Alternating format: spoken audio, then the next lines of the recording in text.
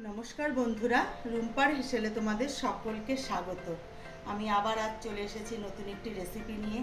আমার আজকের রেসিপিটা একটা ইউনিক রেসিপি ধরতে পারো।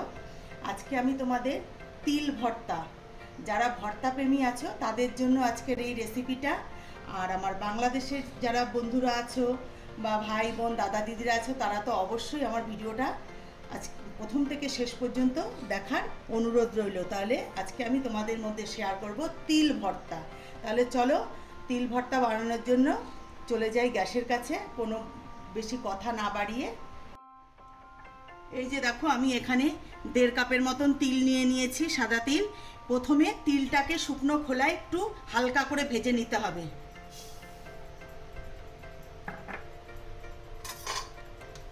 বন্ধুরা, যখন তোমাদের মনে করবে ঘরে কোনো সবজি নেই বা কিছু বর্ষার সময় বাজারে যেতে পারছো না, তখন এই রেসিপিটা বানিয়ে নিলে আর কিচ্ছু লাগবে না, গরম ভাত এক থালা খেয়ে নিতে পারবে, এতটাই সুন্দর হয় খেতে।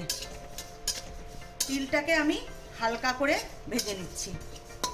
দেখো বন্ধুরা, তিল আমি ভেজে তুলে নিয়েছি। এটা ঠান্ডা হতে থাক, ততক্ষণে আমি বাদবাকি উপকরণগুলো রেডি করে নেব। দেখো, কড়াই আবার বসিয়ে দিয়েছি। কড়াইতে আমি দিয়ে দেব সর্ষের তেল।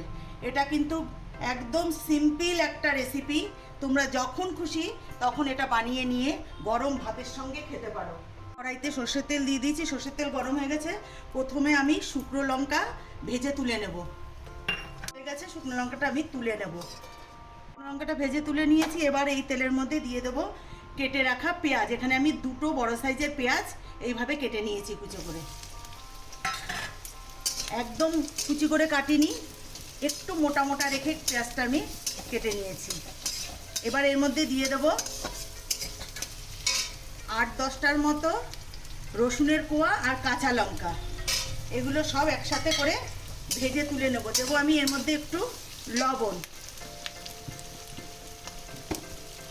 সামান্য একটু লবণ দেবো, দিয়ে এবার এটাকে লাল লাল করে ভেজে তুলে নেব।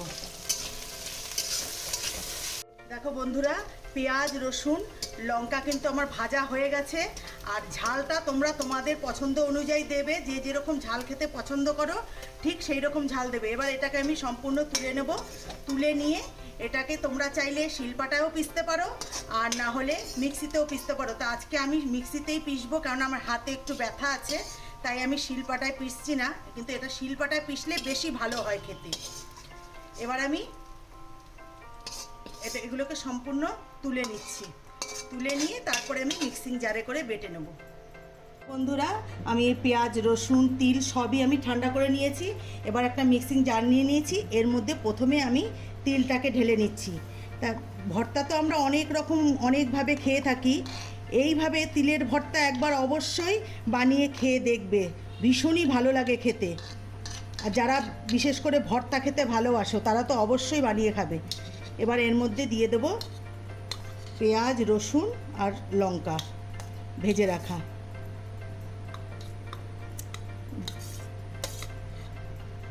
এবার আমি এর মধ্যে পরিমাণ মতন একটু লবণ দিয়ে দেব। আগে আমি যেহেতু পেঁয়াজ ভাজার সময় একটু দিয়েছিলাম, তাই বেশি দেব না।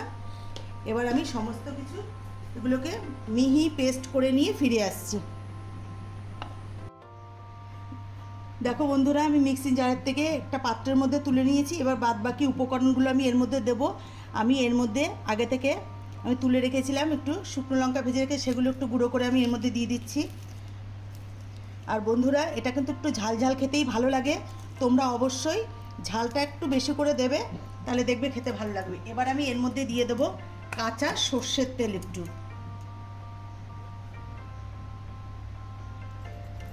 আর দেব ধনেপাতা কুচি।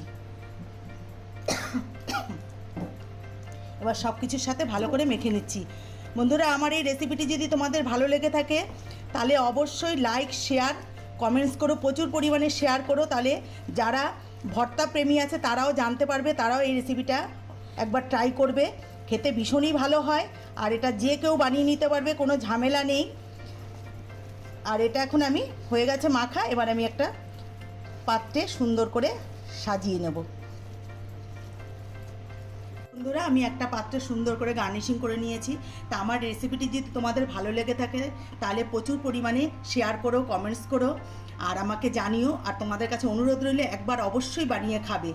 আর আমার চ্যানেলের নতুন বন্ধু হয়ে থাকলে আমার চ্যানেলটিকে সাবস্ক্রাইব করে নিয়ে আমার পাশে থেকো। আর যারা ফেসবুক থেকে দেখছো, ফেসবুকের পেজটিকে অবশ্যই ফলো করে নিও। তাহলে আজকের মতো ভিডিওটি এখানেই শেষ করছি। ভালো থেকো, সুস্থ থেকো, নমস্কার।